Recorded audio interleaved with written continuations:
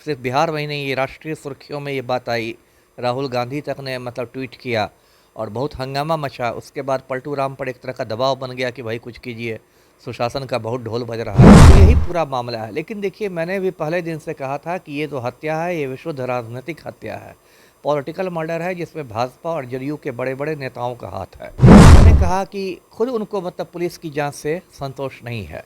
उन्होंने कई सवाल उठाए हैं। एक तो उन्होंने कहा कि देखिए, मैं गांव में ही था, डीजीपी महोदय भी आए, डीआईजी, एसएसपी सब आए और किसी ने हमसे मतलब मिलने की भी ज़रूरत नहीं समझी। मुकेश सहनी का कहना था कि पुलिस पर बहुत ज़्यादा दबाव था ऊपर से कि भाई जल्दी जल्दी कुछ रिजल्ट दो।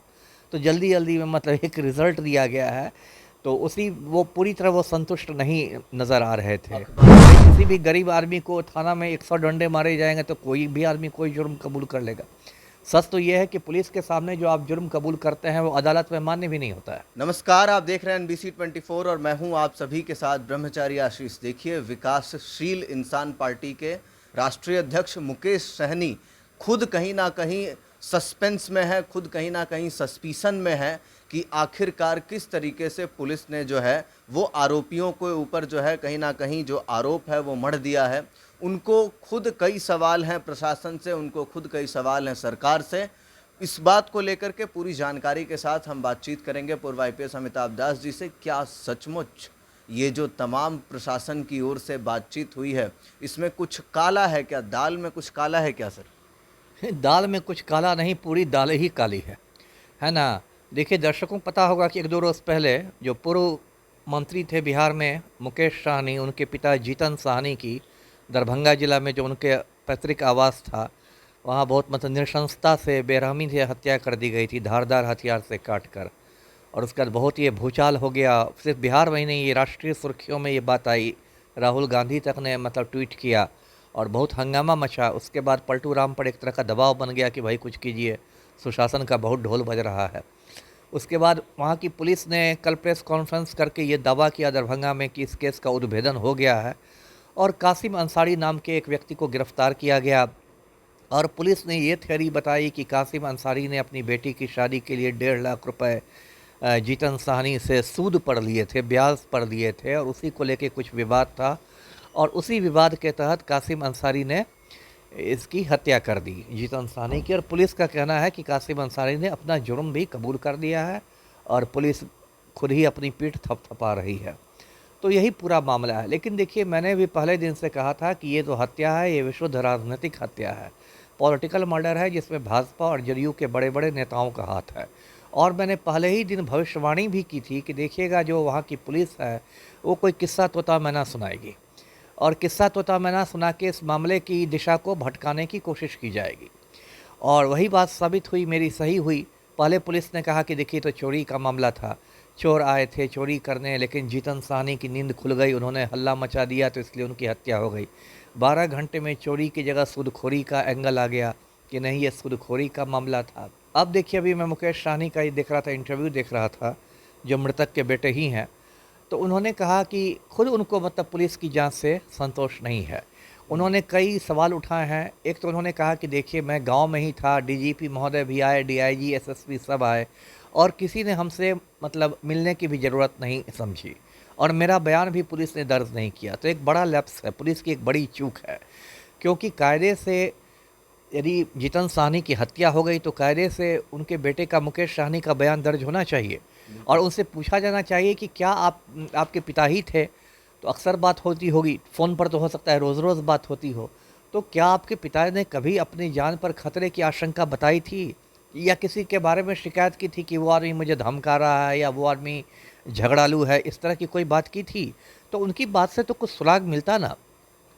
तो यदि आप मुकेश सहनी का ही बयान नहीं दर्ज कर रहे हैं तो ये तो पुलिस के अनुसंधान पर सवाल पैदा करता है कि क्या डर है कि क्या बोल देंगे मुकेश सहनी, इसलिए आप पतली गली से निकल के भाग रहे हैं। एक बात। दूसरी बात यह है कि मुकेश सहनी ने कहा कि मेरे पिताजी लोगों की मदद करते थे ज़रूर, लेकिन सूद पर पैसा नहीं लगाते थे।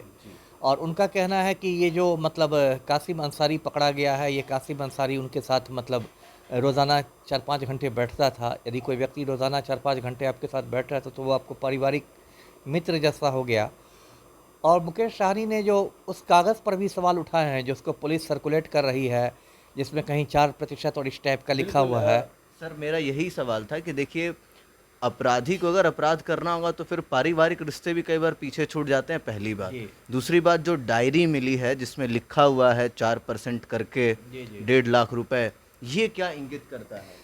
जो मुकेश सहनी का कहना था कि 4% जो है, मुकेश सहनी ने कहा कि 4% पर बैंक भी ब्याज नहीं देता है ना, बैंक भी काफ़ी ज़्यादा पड़ देता है, तो यदि मेरे पिता को सूद ही पर पैसा लगाना होता तो उतना कम क्यों रखते। और उन्होंने इस बात पर भी सवाल उठाया कि ये चीज़ें पुलिस मतलब मीडिया में क्यों सर्कुलेट कर रही है ना, इस पर भी उनकी आपत्ति थी। क्या गढ़ने की कोशिश कर हाँ रही हाँ, है? एक्चुअली उनका उनका जितनी बातों का जो आप कह सकते हैं लब्बो लुआब था, संक्षेप में कह सकते हैं कि मुकेश सहनी का कहना था कि पुलिस पर बहुत ज़्यादा दबाव था ऊपर से कि भाई जल्दी जल्दी कुछ रिजल्ट दो, तो जल्दी जल्दी में मतलब एक रिजल्ट दिया गया है, तो उसी वो पूरी तरह वो संतुष्ट नहीं नज़र आ रहे थे। अखबारों में भी ये छपा अमिताभ दास जी कि जल्दबाजी में किसी पर कार्रवाई नहीं करें, निर्दोषों को सजा नहीं मिलनी चाहिए। ये निर्दोष शब्द जी उन्होंने जी बहुत बिल्कुल, और शुरू से कर रहे हैं। इस बात के लिए मैं उनकी तारीफ़ करता हूँ मुकेश सहनी की कि अब तक जो भी उन्होंने बयान दिया है बहुत जिम्मेदारी के साथ दिया है, और वो इस बात के लिए मतलब सजग हैं कि किसी निर्दोष को नहीं फंसा दिया जाए। अब देखिए ये सब जो होता है, बातें होती है कि उसने अपना जुर्म कबूल कर दिया, तो ये तो बड़ी अजीब बात है। अरे किसी भी गरीब आदमी को थाना में 100 डंडे मारे जाएंगे तो कोई भी आदमी कोई जुर्म कबूल कर लेगा। सच तो ये है कि पुलिस के सामने जो आप जुर्म कबूल करते हैं वो अदालत में मान्य भी नहीं होता है, जी। इसलिए मजिस्ट्रेट के सामने बयान दर्ज किया जाता है, क्योंकि वो तो कोई भी व्यक्ति, जब अदालत में सुनवाई खुलेगी, अदालत में जब ट्रायल होगा, तो वो व्यक्ति जाके बोलेगा कि पुलिस ने मुझे बहुत मारा था तो मैंने जुर्म कबूल कर लिया, मैं तो ये था। इस पर भी मुकेश सहनी ने सवाल उठाया है कि अगर हत्या हुई थी तो हथियार कहाँ है, बिल्कुल। हथियार कहाँ है ना, उंगलियों से तो हत्या नहीं ना हुई थी, किसी धारदार हथियार से। यदि उसकी, वो मेरा भी मानना है कि यदि कासिम अंसारी की निशानदेही पर वो हथियार बरामद हो जाता है कहीं भी, मान लीजिए कि हत्या के बाद कोई आदमी घबरा जाएगा, कहीं फेंक देगा कुएं में, गड्ढे में, कहीं पर, है ना, उस पर खून भी लगा रहेगा, तो मान लीजिए उसकी निशानदेही पर वो हथियार मतलब पकड़ा जाता है और लगता है कि हाँ इसी तेज धार के हथियार से ये घाव बना इससे है, तो एक बात होती है, वो हथियार भी नहीं पकड़ा गया। पुलिस ने ये भी देखिए ये कहा। केस इतना कमज़ोर है ना पुलिस का कि ठीक है, पुलिस तो खींच खांच के चार्जशीट कर देगी, आरोप पत्र डाल देगी, लेकिन ये कोर्ट में ये स्टैंड नहीं करेगा, कोर्ट में नहीं टिकेगा। एक और सवाल है अमिताभ दास जी कि प्रशासन ने जो प्रेस कॉन्फ्रेंस कर कहा कि 2 जन ने हाथ पैर पकड़े थे और कासिम अंसारी जो है वो लगातार हमला कर रहे थे, तो आखिरकार हाथ पैर पकड़े होंगे तो उसमें फिंगरप्रिंट्स वगैरह तो आने लाजमी है। जी जी, बहुत सारी चीज़ें हैं, बहुत सारी चीज़ें हैं। उन लोग का क्या नाम था, उन लोग की कब गिरफ्तारी हुई, देखिए ये पूरा मामला एक दो बिंदुओं को पुलिस अपने अनुसंधान में लगता है जानबूझ के नहीं ला रही, या पता नहीं। जो मैं शुरू से कह रहा हूँ कि अभी 1-2 महीने पहले ही मुकेश सहनी की सुरक्षा हटाई गई थी। मुकेश सहनी की जो 22 श्रेणी की सुरक्षा थी, जो भारत सरकार के गृह मंत्रालय ने दी थी, वो अभी 1-2 महीने पहले ही हटाई गई थी।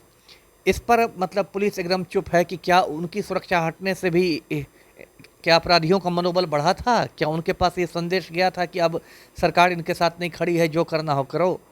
तो देखिए ये जो भी हुआ है, ये बहुत मतलब इसको आप कह सकते हैं एक बहुत ही लचर अनुसंधान है, और इसको मैं अच्छी तफ्तीश नहीं मानता हूँ पुलिस की। ठीक है, आप अपने मुँह मियाँ मिट्ठू बन जाइए, आप प्रेस कॉन्फ्रेंस कर दीजिए कि हमने ये किया वो किया, लेकिन ये केस जो है ये अदालत में टिकेगा नहीं, क्योंकि उतने पुख्ता सबूत है नहीं। अदालत में आप उसको चार्जशीट करके भेजिएगा भी, उसको कुछ महीने बाद जमानत मिल जाएगी, ये केस नहीं टिकने वाला है। जी चलिए, तो सीधा सीधा सवाल जो है मुकेश सहनी का ही खुद सवाल है कि आखिरकार अगर धारदार हथियार से हमला किया गया तो हथियार कहाँ है।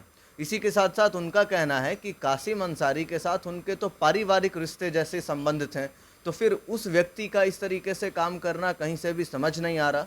मुकेश सहनी ने एक बात का बहुत जोर दिया कि निर्दोषों को सजा नहीं मिलनी चाहिए, जल्दीबाजी ना करे प्रशासन, लेकिन प्रशासन के ऊपर जो है राजनीतिक दबाव बढ़ता जा रहा है। ऐसे में क्या सचमुच प्रशासन ने कुछ दाल में काला जो है वही बयान दिया है? क्या सचमुच पूरी दाल काली है? क्या होगा, इसको लेकर के पूरी जानकारी बताते रहेंगे आपको। देखते रहिए NBC 24। कैमरा पर्सन विकास के साथ ब्रह्मचारी आशीष, NBC 24 पटना।